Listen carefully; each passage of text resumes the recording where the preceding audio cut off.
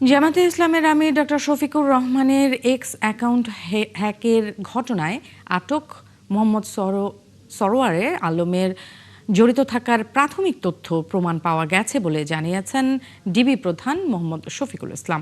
তার যাবতীয় ডিভাইস জব্দ করা হয়েছে। গতকাল মধ্যরাতে রাজধানীর রাজারবাগ এলাকার সরকারি কোয়ার্টারে অভিযান চালিয়ে আটক করা হয় সরোয়ারকে। সকালে বঙ্গভবনের আইটি বিভাগে তাকে নিয়ে অভিযান চালাচ্ছে গোয়েন্দা পুলিশ। ডিবি প্রধান জানান, তার আইডি থেকে জামাত আমিরের অ্যাকাউন্টে একটি মেইল যাওয়ার সত্যতা মেলার প্রেক্ষিতেই তদন্ত নেমেছে তারা। তবে আইটি বিশেষজ্ঞরা বলছেন, ফিশিং অ্যাপ ব্যবহার করে পেইড সফটওয়্যার হ্যাকের সুযোগ কম। আর সরকারি কোনো আইডি থেকে এ ধরনের কাজ করা নিয়েও সন্দেহ প্রকাশ করেছেন তারা। প্রাথমিক তদন্তে বের হতে হবে যে ওনার ইমেল থেকে আমাদের যিনি ভিকটিম তাকে ইমেল করা হয়েছে কিনা, সেটার অথেন্টিসিটিটা কি, সেটার অথেন্টিসিটি নেওয়ার আগে ভিকটিম এবং যিনি যাকে সাসপেক্ট সকলের ডিভাইস একসাথে জব্দ করা উচিত ছিল বলে আমি মনে করি।